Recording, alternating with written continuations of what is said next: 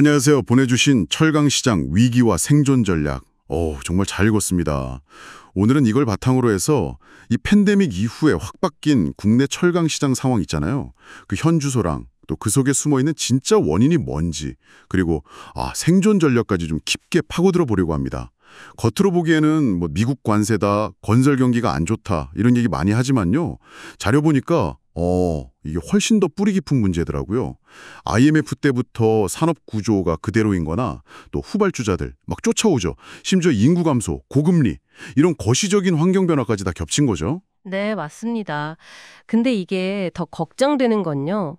이런 구조적인 어려움도 어려움인데, 중국산 저가 수입제 공세가 이게 그냥 물량만 많은 게 아니에요. 더 교묘해지고 있다는 겁니다. 원자재뿐만 아니라 아예 완제품 형태로 막 들어오면서 국내 산업 생태계 자체를 위협하고 있어요.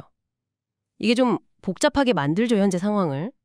그 교묘한 방식 중 하나로 그 HS 코드 말씀하셨는데 세 번 변경, 이걸 악용한 편법 수출 사례, 이거 참 눈에 띄더라고요. 관세 피하려고 그냥 후판에다 색깔만 칠해서 다른 걸로 신고하려 했다. 네, 그렇죠. 근데 이게 2008년에도 비슷한 일이 있었다면서요. 아니, 어떻게 아직도 이게 가능한 건지 좀 시스템의 허점을 계속 이용하는 느낌인데요. 그렇죠. 자료에서도 딱 두 가지를 짚더라고요. 하나는 이 문제가 좀 업계 안에서만 얘기되고 밖으로 잘 안 나왔다는 거. 공론화가 안 된 거죠. 다른 하나는 이제 관세청에서 사실 철강 제품 분류가 엄청 복잡하거든요. 근데 이걸 HS 코드 기준으로만 판단할 수밖에 없는 그 한계를 이용한 겁니다. 예전에 왜 보론 살적 첨가해서 특수강인 척했던 거랑 뭐 똑같은 수법이죠. 정말 판박이네요. 네, 근데 이제 지금 더 심각하게 봐야 할 부분은 이런 원자재 편법 수입 문제도 있지만 그것보다도 아예 값싼 중국산 2차 가공품이나 완제품 수입이 확 늘면서요. 국내 제조업 기반 자체가 진짜 서서히 무너지고 있다는 점이에요. 그 스테인리스 주방용기 같은 거는 뭐 네네. 거의 국내 생산이 사라졌다고 봐야 하고 볼트나 너트 같은 선제 2차 제품 수입도 2020년이랑 비교하면 23.5%나 늘었는데 그중에 84% 넘는 게 다 중국산이래요. 와, 84%요? 네. 자동차나 가전처럼 공정이 좀 복잡하고 긴 산업은 아직 그래도 괜찮은데 주방용품이나 뭐 일부 건설 자재처럼 상대적으로 단순한 쪽은 거의 다 넘어갔다. 이런 분석이네요. 이게 꼭 작은 구멍 하나가 둥 무너뜨린다는 말이 진짜 현실이 되는 것 같아서 좀 섬뜩한데요.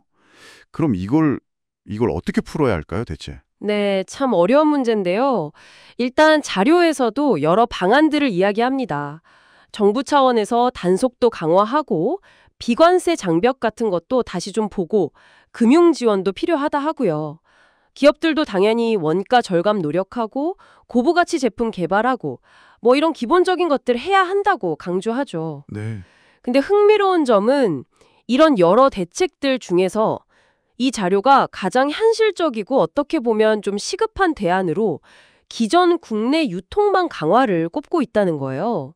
이른바 집토끼 전략이죠. 집토끼요? 네. 그러니까 가격 경쟁에 너무 힘든 수입제 시장보다는 안정적인 납기라든지 아니면 가공, 물류 서비스 같은 거 있잖아요. 국산 제품이 강점을 가질 수 있는 그런 기존 핵심 고객들한테 더 집중하자는 거죠. 어떻게 보면 제일 기본으로 돌아가자는 이야기입니다. 그러니까 가격만으로는 이제 승부가 어려우니까 다른 가치, 뭐 서비스나 신뢰 같은 걸로 핵심 고객을 꽉 잡고 유통망을 더 단단하게 만들자. 이 말씀이시군요. 정리를 해보면 국내 철강 시장이 구조적인 문제에다가 또 교묘한 수입 공세까지 이중고를 겪고 있고 특히 완제품 수입이 늘어나는 건 이건 뭐 제조업 기반 자체를 흔드는 거니까 심각한 상황이다. 이렇게 요약할 수 있겠네요. 그렇습니다. 그리고 이게 뭐 비단 철강만의 문제는 아닐 거라고 봅니다. 아마 지금 듣고 계신 당신께서 속한 산업이나 아니면 뭐 일상에서 쓰는 제품들 안에서도 비슷한 현상이 있을 수 있어요. 특정 산업의 기반이 약해지는 게 생각보다 우리 사회 전체에 미치는 영향이 클 수 있거든요. 네, 그렇죠. 마지막으로 이 자료가 던지는 질문 하나를 좀 공유하면서 마무리할까 하는데요.